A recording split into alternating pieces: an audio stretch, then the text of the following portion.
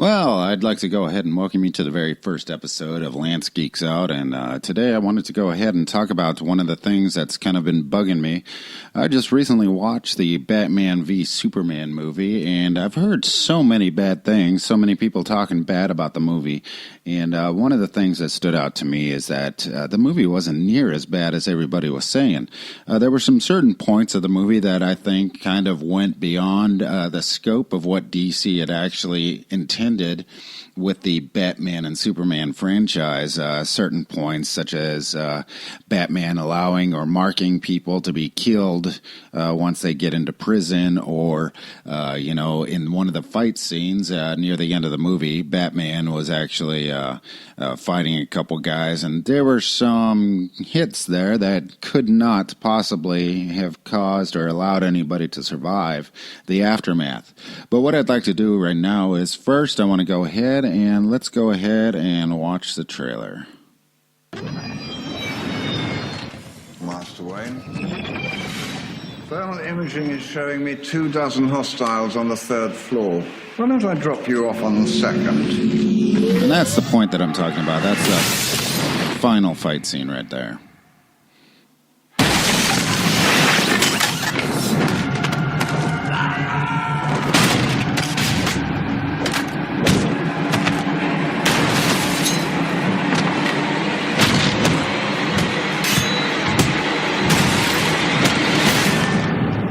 Getting slow in my old age, Alfred.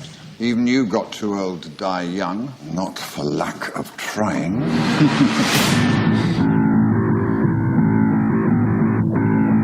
He has the power to wipe out the entire human race. If we believe there's even a 1% chance that he is our enemy, we have to take it as an absolute certainty. The greatest gladiator match in the history of the world. God versus man.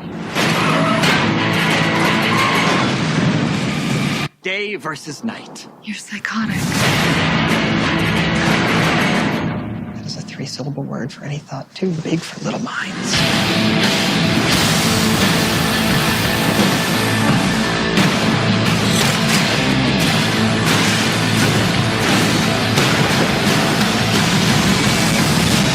I've known a few women like you. Oh, I don't think you've ever known a woman like me.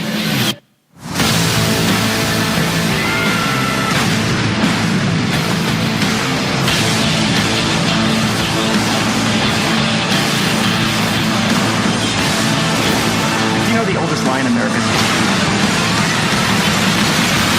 that power can be innocent.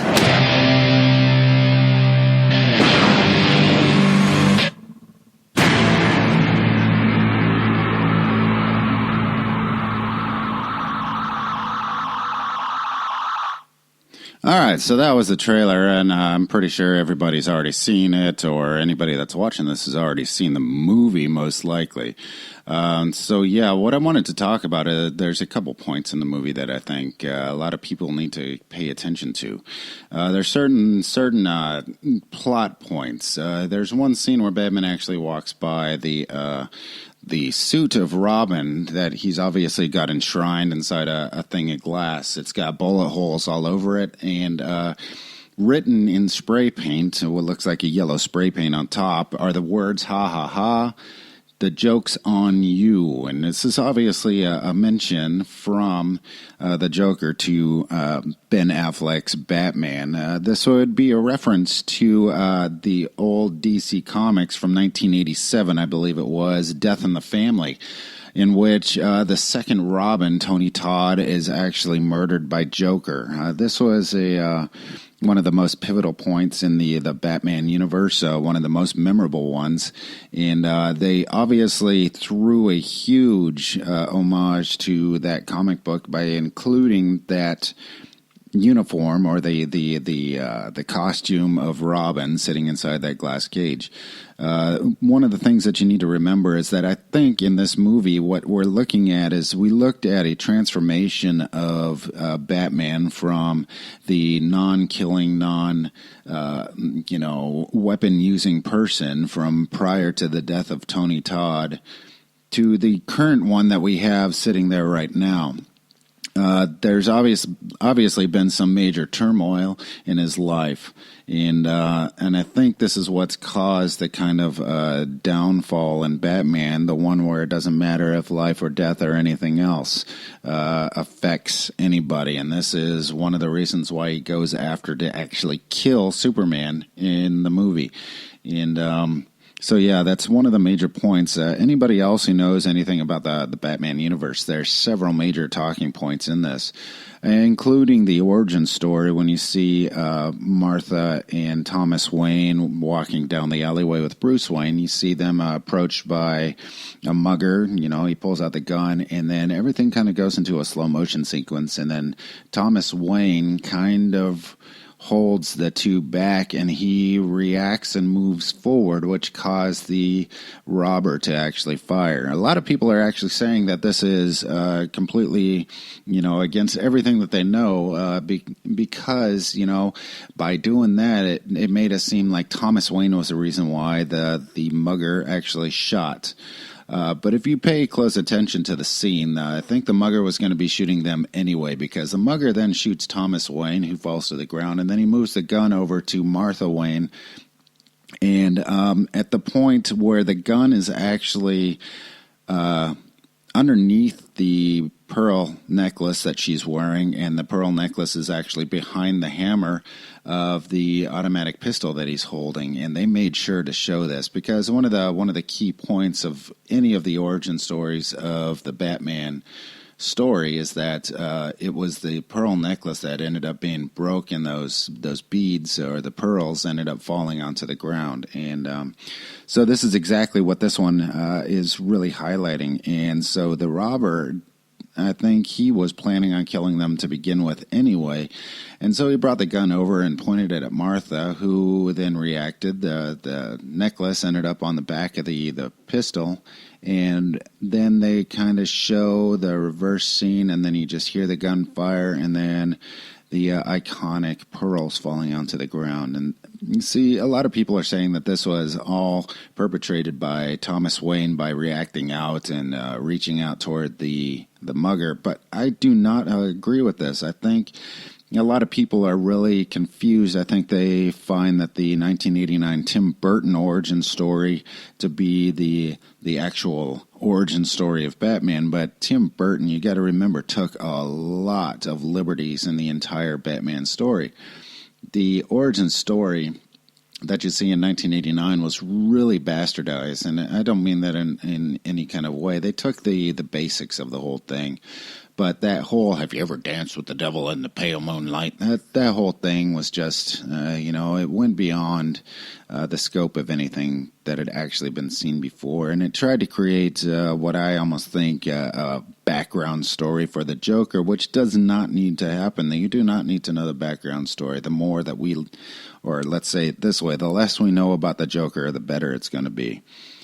So people see the 1989 Batman movie as being the reason or the true background story of Bruce Wayne, and I think they're basically overlooking all the comic book origin stories, which to me that's exactly what they brought in to the into the Batman v Superman story. It was more of a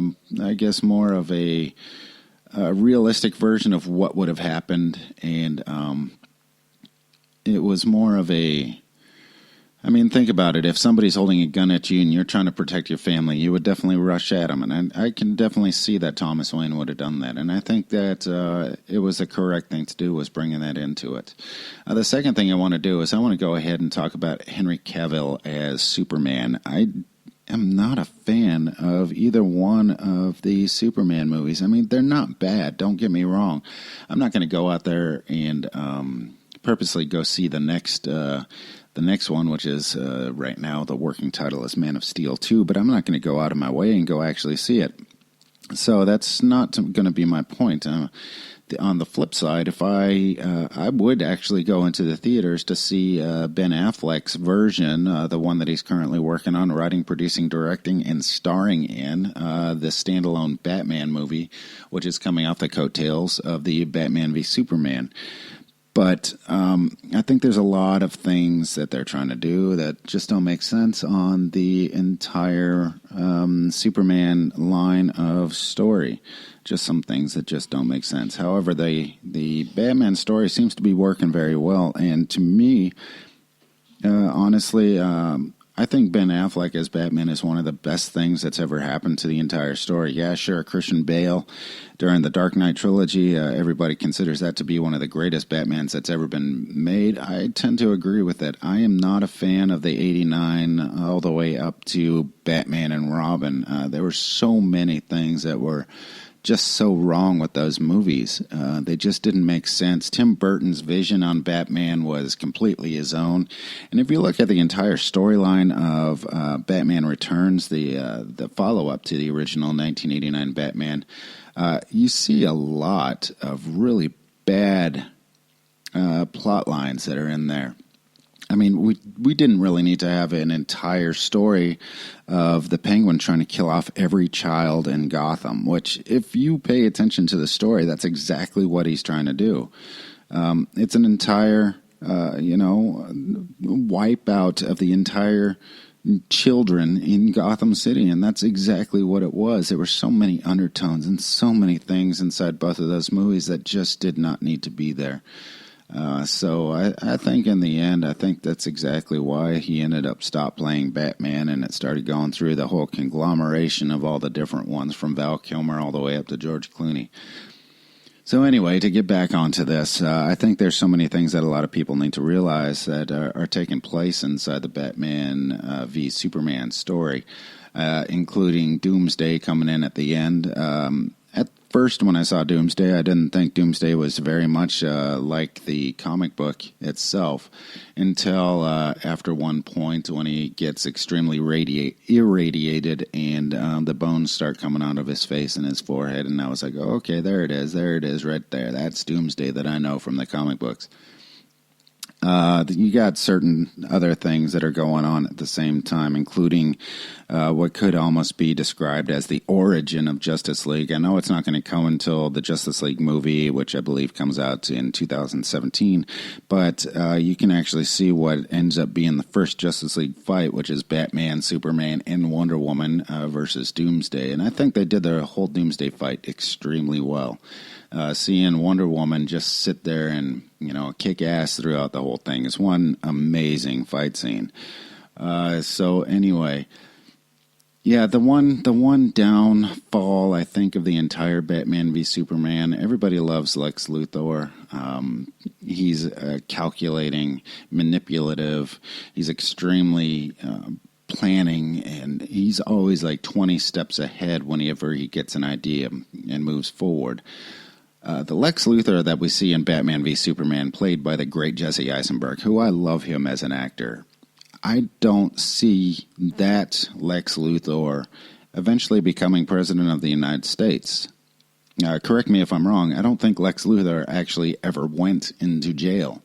There was never a way that they could actually pin any kind of crime on him. So there was a major, major flaw going on right there. How can somebody who ended up in prison end up becoming the president of the United States? And he was a little whiny at certain points. His portrayal of Lex Luthor, I think, was way off mark. I think there has to be something major that comes in. Lex Luthor in the future is going to be a great villain, but they have to really, really, really play it a lot different. So, if you pay close attention to the Batman v Superman movie, there's so many little Easter eggs through the whole thing. Yeah, there's a lot of downtime, a lot of talking. It's really dark. It's really violent. But in the end, I think there's more that's going for it as far as the origins of the Justice League and the new Batfleck coming in, I think was really a plus for the entire thing.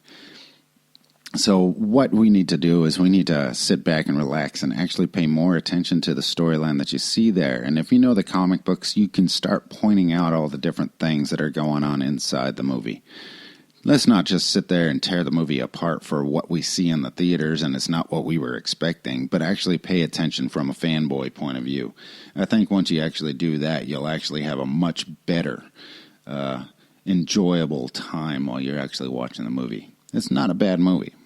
as far as the Batman side of it. As far as the Superman side, not a fan. But that's for the future. Maybe that'll change as soon as Man of Steel 2 comes out, and who knows what Ben Affleck's going to do with Batman, the standalone movie coming out in a couple years, most likely. I think we're going to see that in 2018. So until then, I want to wish everybody thank you for listening. If you were listening to us, make sure, if you're listening to me over on Spreaker or on iTunes, make sure you go over and listen to my podcast about metal detecting with my cohort, David DiNatale out of Green Bay, Wisconsin. We usually have a guest on every week, and it's a really good, fun time. So from me to you guys for now, let's keep watching those movies, and let's geek out, y'all. All right, talk to you later.